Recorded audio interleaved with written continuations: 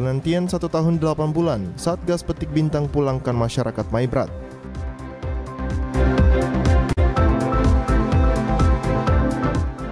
Gubernur Papua Barat berharap pemerintah Pegaf jangan berkantor di Manokwari.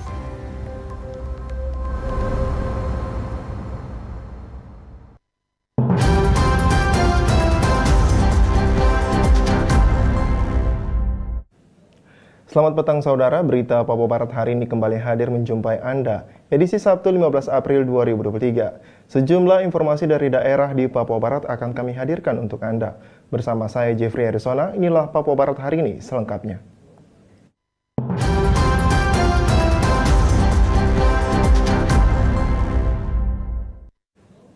Saudara, kondisi Kamtipmas Kabupaten Maibrat berangsur normal kembali. Akhirnya masyarakat yang mengungsi meninggalkan kampung mereka kini telah kembali ke kedua kampung, yaitu Kamat dan Ayata, Distrik Aifa Timur Tengah, Kabupaten Maibrat, setelah Kapolda mengirim Satgas Operasi Bintang. Maksud kami, Operasi Petik Bintang. Kegiatan pemulangan pengungsi ke kampung Kamat dan Ayata tersebut dilakukan untuk membantu keinginan masyarakat pengungsian yang selama ini mereka harapkan untuk bisa balik ke kampung mereka yang sudah 1 tahun 8 bulan lamanya ditinggalkan akibat kejadian penyerangan oleh kelompok kriminal bersenjata di daerah Maibrat dan Bintuni. Tokoh masyarakat Aifa Timur Raya, Sakius Momao menyampaikan terima kasih kepada Kepolisian Polda Papua Barat yang telah mengirimkan anggota operasi Petik Bintang di daerah Maibrat sehingga telah memberikan jaminan keamanan kepada warga masyarakat Aifa Timur Tengah dan pada hari ini mereka dapat kembali ke kampung dalam keadaan baik dan aman. Ia juga menyampaikan terima kasih salah satu akses jembatan yang dirusak oleh kelompok KKB kini telah diperbaiki oleh anggota Satgas Petik Bintang Polda Papua Barat. Hari ini saya ada di Kampung Ayata, Pos Brimob. Pertama saya sebagai tokoh intelektual dari Distrik Aifa Timur Raya menyampaikan terima kasih kepada Tuhan yang telah memelihara, menjaga, menyertai kami sampai kurang lebih 1 tahun 8 bulan kami tinggal di kampung ini dan sekarang ini kami ada di sini. Kedua, menyampaikan terima kasih banyak kepada tim Polda Petik Bintang yang telah hadir di sini memberikan jaminan keamanan kepada warga masyarakat Aifa Timur Raya, kepada Pemda Maibrat, sehingga hari ini kami beranikan diri, kami datang tiba di Ayata ini dengan keadaan selamat, dengan baik. Maka kami atas nama masyarakat pertama itu menyampaikan terima kasih banyak kepada Polda Papua Barat, Polres Maibrat, dan pesan saya kepada seluruh masyarakat bahwa di sini aman. Ada petugas kita, anak-anak kita ada di sini, mereka sendirian. Mari kita semua kembali tinggal di sini sama-sama dengan mereka di sini. Sementara itu, dalam rilisnya, Kepala Operasi Satgas Petik Bintang, Kombes Pol Novia Jaya mengatakan, tujuan operasi ini untuk memulangkan pengungsi ke kampungnya masing-masing yang dilaksanakan secara bertahap dengan memperbaiki jembatan yang sudah dirusak oleh kelompok KKB maupun membangun pos pengamanan di Kampung Ayata, dan inilah wujud negara hadir di tengah-tengah masyarakat agar masyarakat tidak ketakutan dan bisa beraktivitas kembali. Di mana sebanyak 26 orang, diantaranya 10 orang di Kampung Kamat dan 16 orang di Kampung Ayata telah kembali. Sebelumnya, Kabid Humas Polda Papua Barat, Kombes Pol Adam Erwindi juga membenarkan bahwa benar anggota operasi Satgas Petik Bintang Polda Papua Barat sedang melaksanakan kegiatan pemulangan pengungsi ke Kampung Kamat dan Kampung Ayata, Distrik Aifa Timur Tengah, Kabupaten Maibrat dengan keadaan aman dan selamat. Tim Liputan TVRI Papua Barat melaporkan. Saudara, pendukung pertumbuhan ekonomi di Papua Barat tidak terlepas dari usaha mikro kecil menengah atau UMKM. Oleh karena itu, kedepannya Pemprov Papua Barat siap mendukung pengembangan UMKM. Diketahui bahwa selama masa pandemi COVID-19, stabilnya pertumbuhan ekonomi di Indonesia bahkan di daerah didukung oleh UMKM dari berbagai bidang. Oleh karena saat ini pengembangan UMKM terus digalakan, salah satunya dengan gerakan Bangga Produk Buatan Indonesia dan gerakan Bangga Wisata Indonesia yang sudah dicanangkan. PLT Sekda Papua Barat dan Cesangkek Kamis kemarin usai melakukan peninjauan pada stan pelaku UMKM pada kegiatan Festival Ramadan Manokwari mengatakan kreativitas pelaku UMKM sangatlah jauh berkembang. Oleh sebab itu, meskipun Papua Barat telah dimekarkan, namun perhatian pemerintah provinsi terhadap UMKM haruslah ditingkatkan. Kita sudah konsultasi dengan teman-teman di DI, ada sekitar 55 sudah onboarding gitu. Jadi sudah kita sudah mulai harus memberi perhatian dari pemerintah provinsi, tapi juga kabupaten di Provinsi Papua Barat.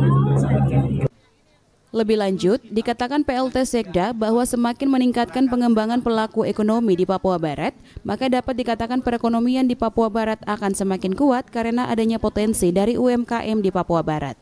Sekarang mulai dengan kampanye Bangga Buatan Indonesia yang dicanangkan di pusat, ya, kita juga diberi ruang untuk harus ada upaya untuk mau maju, mendapatkan dan bisa mempersiapkan kita punya kekuatan ekonomi berbasis UMKM itu mulai dari sekarang dan kelihatan sudah. Terkait dengan gerakan Bangga Wisata Indonesia, jelas Dance bahwa Papua Barat juga memiliki potensi alam yang dapat dikembangkan seperti Teluk Triton di Kaimana dan juga Teluk Doreri yang meliputi Pulau Mansinam, Pulau Lemon dan Pantai Pasir Putih di Manokwari. Arina Irianan, TVRI Papua Barat melaporkan. Saudara, panitia pemilihan anggota MRP PB Kabupaten Manokwari saat ini tengah berada pada tahapan sosialisasi kepada masyarakat, tokoh adat dan tokoh masyarakat di setiap distrik di Kabupaten Manokwari tentang pemilihan bakal calon anggota Majelis Rakyat Papua Barat.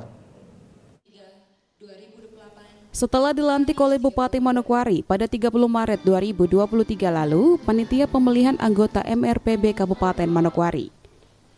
Panitia pemilihan saat ini sedang berada pada tahapan sosialisasi kepada masyarakat, tokoh adat dan tokoh masyarakat terkait pemilihan calon anggota Majelis Rakyat Papua Barat Kabupaten Manokwari tahun 2023. Setelah tahapan sosialisasi, pendaftaran bakal calon anggota MRPB Kabupaten Manokwari akan dibuka pada tanggal 1 sampai dengan 4 Mei 2023. Ketua Panitia Pemilihan Anggota MRPB Kabupaten Manokwari, Wanto, pada Jumat siang kemarin kepada wartawan menjelaskan tahapan yang sedang dilakukan oleh panitia. Sementara masih sosialisasi. Kemarin dulu kami sosialisasi di Manokwari Utara, kemudian hari ini tim pemilihan dan panitia pemilihan Panpil dan Panwas itu sementara ada sosialisasi di Sidemasni dan Warmare Pravi. Pemilihan anggota MRPB Kabupaten Manokwari sesuai amanat diperuntukkan bagi suku besar Arfak dan Doreri untuk memenuhi kuota 4 kursi. Namun dalam sosialisasi yang telah dilakukan, sasaran sosialisasi tidak dibatasi oleh panitia seleksi dan panitia pengawas. Doreri dan suku Arfak. Arfak itu ada 5 subsuku ya.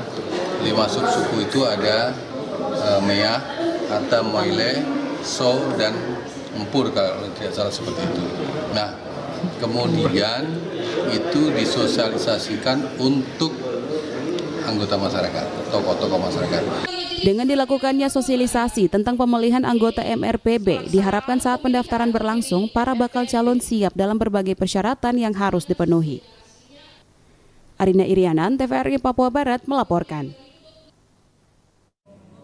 Saudara, kita akan kembali setelah jeda azan maghrib berikut ini. Tetaplah bersama kami.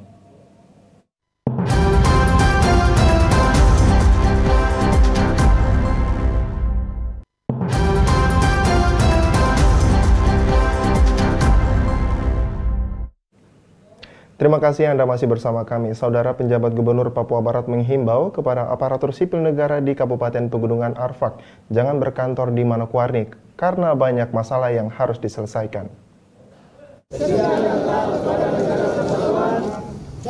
Hal ini menjadi prioritas bagi penjabat Gubernur Papua Barat, Paulus Waterpau, untuk mencari solusi untuk mengingatkan pemerintah daerah Kabupaten Pegunungan Arfak agar berbagai masalah yang saat ini terjadi dapat diselesaikan secara perlahan. Beberapa sorotan dari pemerintah pusat yaitu terkait stunting dan juga kemiskinan ekstrim harus segera dibenahi kembali. Dan lebih penting perekaman KTP warga sebagai persyaratan untuk pesta demokrasi yang akan dilaksanakan di tahun 2024. Paulus Waterpauw kepada media mengatakan, untuk saat ini mesin perekaman EKTP di Kabupaten Pegunungan Arfak sedang bermasalah. Hal ini diharapkan segera dibenahi agar dokumentasi kependudukan dapat diselesaikan. Diharapkan pemerintah Kabupaten Pegunungan Arfak bergerak di Pegunungan Arfak, jangan berkantor di Kabupaten Manokwari.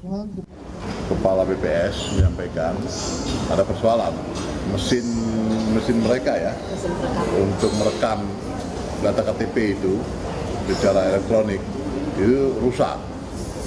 Makanya waktu saya sudah memberikan arahan atensi agar segera dibenahi dan penuhi untuk bisa memperlengkapi prasarana dimaksud. Nah itu utama. Yang kedua, saya lewat wakil bupati sudah mengajak agar pemerintahan di Pegaf ini betul-betul running begitu.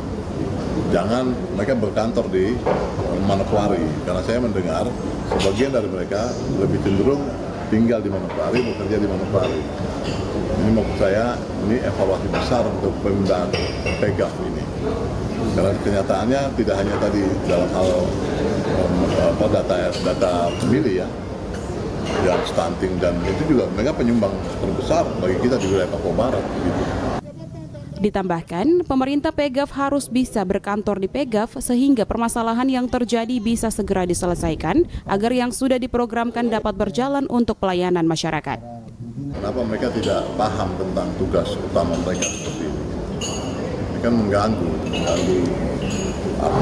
rangkaian kesiapan dan persiapan kita kan. Kalau mereka masih melambat dan katakan sangat lambat ya kan, itu akan mempengaruhi agenda waktu berjalan ini, timeline daripada pemilu itu sendiri. Saya pikir Senin itu akan kita lakukan. Dan kalau tadi saya katakan, karena besok itu kami di Bintuni, jadi Senin itu sekaligus itu kita akan bahas hal-hal yang terkait dengan data pemilih, tapi juga yang utama adalah stunting dan kemiskinan ekstrim.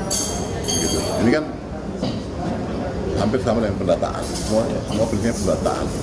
Nah, kalau dari pendataannya tidak beres, berarti kan ada hal yang dalam manajerial itu kan tidak dilaksanakan dengan baik. Bisa diduga seperti itu. Ya mudah-mudahan saya salah ya, tapi ya saya pikir mungkin ada tendensi apa-apa yang lain. Dihimbau agar semua aparatur sipil negara di Kabupaten Pegunungan Arfak dapat aktif di ibu kota kabupaten. Dengan jalannya pemerintahan, maka perputaran ekonomi masyarakat juga dapat berjalan dengan baik. Jimmy Tabisu, TVRI Papua Barat melaporkan. Sementara itu, penjabat Gubernur Papua Barat mendukung Bupati Pegunungan Arfak agar pertambangan rakyat yang ada di Kabupaten Pegunungan Arfak harus ditata kembali agar sumber daya alam yang ada dapat berdampak pada masyarakat pemilik hak ulayat. Paulus Waterpauw memberikan apresiasi kepada Bupati Kabupaten Pegunungan Arfak, Yosia Saroy, yang dengan tegas melarang adanya tambang ilegal yang dilaksanakan di Kabupaten Pegunungan Arfak di wilayah pemerintahannya. Dalam video singkat yang berdurasi sekitar 55 detik, Bupati Pegunungan Arfak, Yosia Saroy, menyampaikan kepada masyarakat pemilik hak ulayat, penambang dan juga anggota agar menghargai rekomendasi yang sedang diajukan kepada pemerintah Provinsi Papua Barat untuk mengeluarkan peraturan daerah khusus tentang pertambangan rakyat di Kabupaten Pegunungan Arfak. Hal ini ditata dengan baik agar menjadi pendapatan daerah dari hasil tambang tersebut. Penjabat Gubernur Papua Barat, Paulus Waterpauw, saat diwawancarai mengatakan sangat mendukung karena ini dinilai serius. Untuk itu, pemerintah Provinsi Papua Barat akan membuat peraturan daerah tentang pertambangan rakyat. Hal ini juga dibuat pemerintah agar dapat melindungi hak ulayat masyarakat dan juga bagi pemerintah. Ditambahkan kepada Bupati Pegaf, alat berat yang masih beroperasi disita saja agar tidak ada yang beroperasi. Itu langkah maju itu, Pak Bupati. Saya apresiasi itu. Dan ketika saya dikirim, saya viralkan juga ke beberapa pimpinan OPD. Maksud saya biar ini serius nih. Karena beliau sudah menyatakan seperti itu, dia kan meminta agar tunggu peraturan daerah provinsi, perdasi yang sedang dibuat oleh kita di provinsi gitu.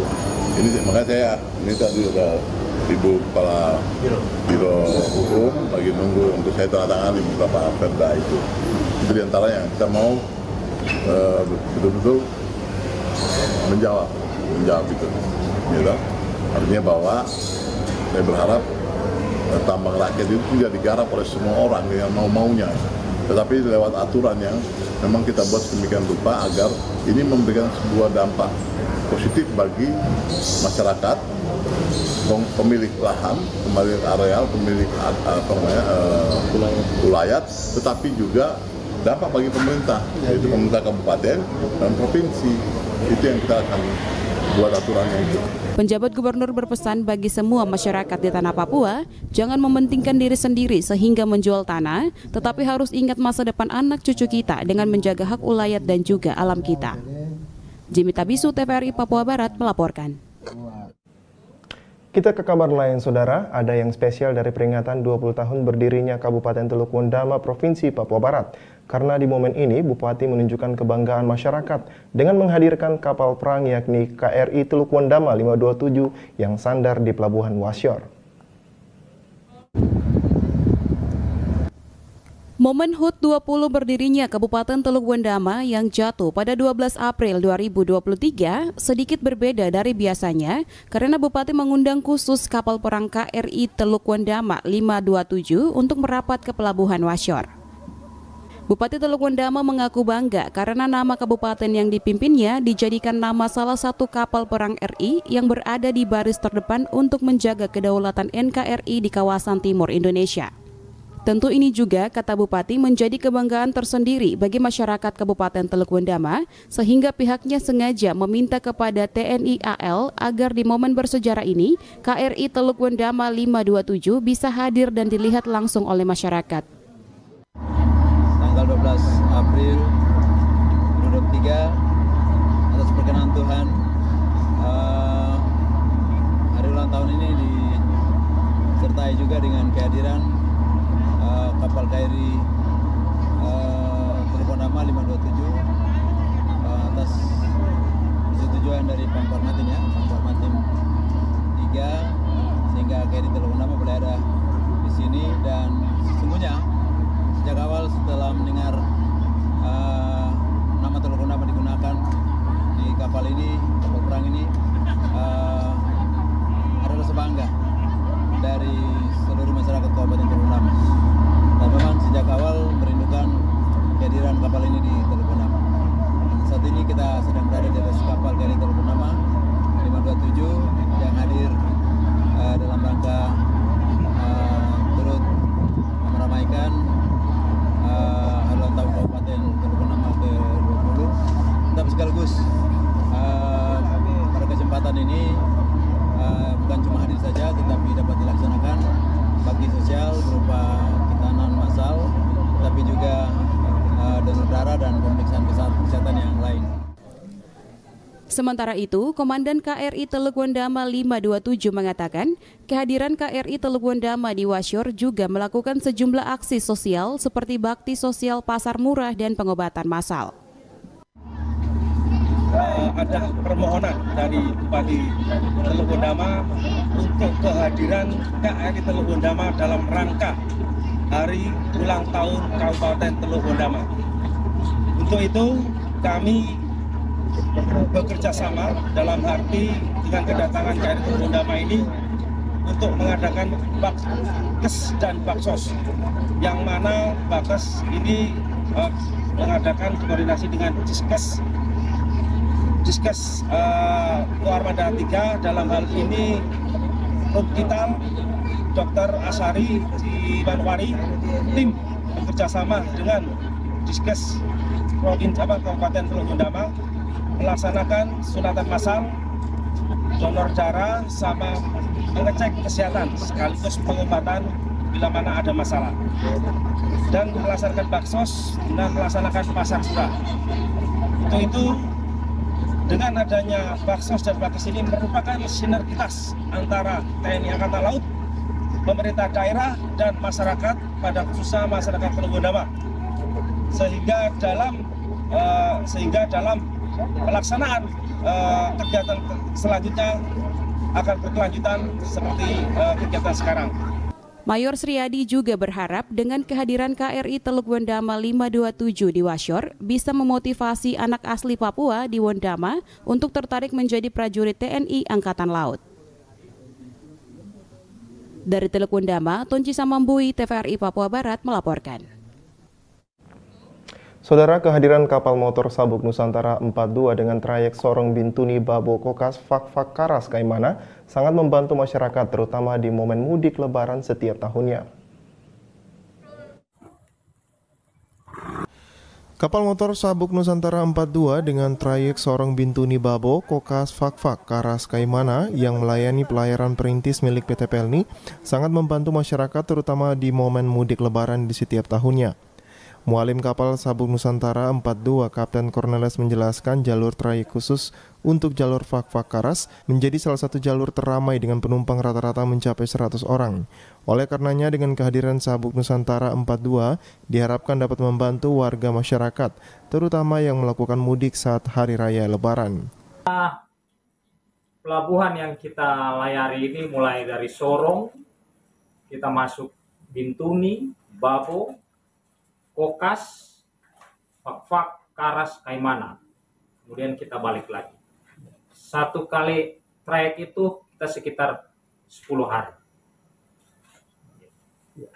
Cornelis, berapa banyak penumpang yang diangkut dengan barang misalnya lain?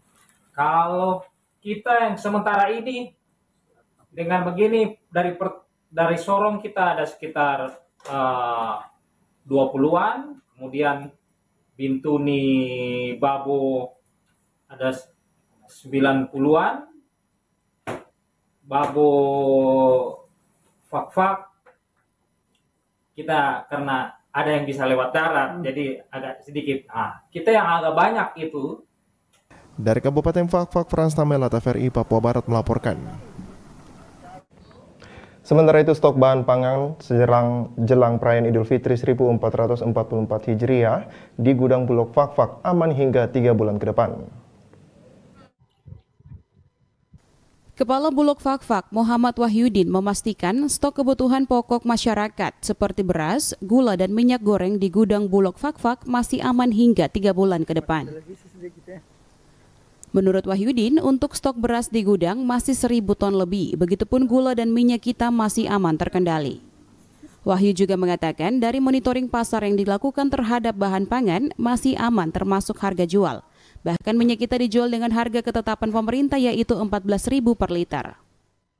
Dalam rangka menyambut Hari Raya Idul Fitri, terkait soal ketersediaan stok, untuk beras kita masih ada sekitar 1.000 ton, gula pasir sekitar 40 ton, dan minyak goreng kita masih ada persediaan sekitar 70.000 liter. Untuk bahan sembako insya Allah akan aman menjelang Hari Raya Idul Fitri dan setelah Hari Raya. Untuk menjaga stabilitas ketersediaan bahan pangan non-lokal seperti beras, gula, dan minyak goreng, Bulog Fak-Fak menjual dengan harga murah di pasar Dulan Pokpok. Seperti harga beras premium dijual dengan harga Rp13.000 per kilogram, sementara untuk eceran tertinggi sebesar Rp14.000 per kilogram. Untuk beras medium dijual dengan harga Rp8.900 per kilogram, eceran tertinggi dijual dengan harga Rp11.800 per kilogram. Gula dijual dengan harga Rp14.000 per kilogram. Dari Kabupaten Fak-Fak, Frans Tamela, TVRI Papua Barat melaporkan. Sementara itu, Saudara, pembangunan Manokwari sebagai ibu kota provinsi Papua Barat dengan berbagai program jangka panjang, Bupati Hermus Indo berharap ke depannya Manokwari harus menjadi contoh bagi kabupaten lainnya di Papua Barat. Dimekarkannya Provinsi Papua Barat menjadi Provinsi Papua Barat Daya, maka kemajuan pembangunan daerah menjadi tanggung jawab daerah masing-masing. Terutama ibu kota dan provinsinya harus bersatu dan berkompetisi untuk menjadi yang terbaik.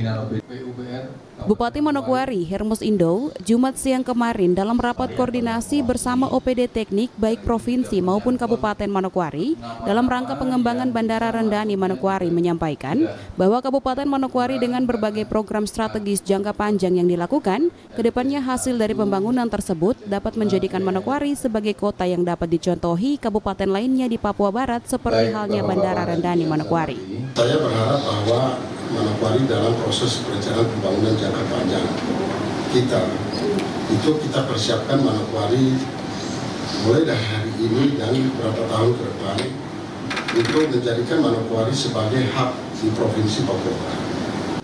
Untuk mencapai tujuan yang diharapkan, Bupati Manokwari menyampaikan hal yang perlu dilakukan ialah memperbaiki infrastruktur pembangunan secara memadai baik provinsi maupun Kabupaten Manokwari. Tapi bagaimana caranya supaya kita bisa mencapai itu? Ya tentu mau tidak mau harus kita memperbaiki semua infrastruktur kita. Janganlah di kabupaten dan juga provinsi ini secara memadai untuk membuktikan diri bahwasanya kita memang layak untuk menjadi pusat dari segala sesuatu yang ada di Provinsi Papua Barat, termasuk bandar udara kita. Arina Irianan, TVRI Papua Barat melaporkan.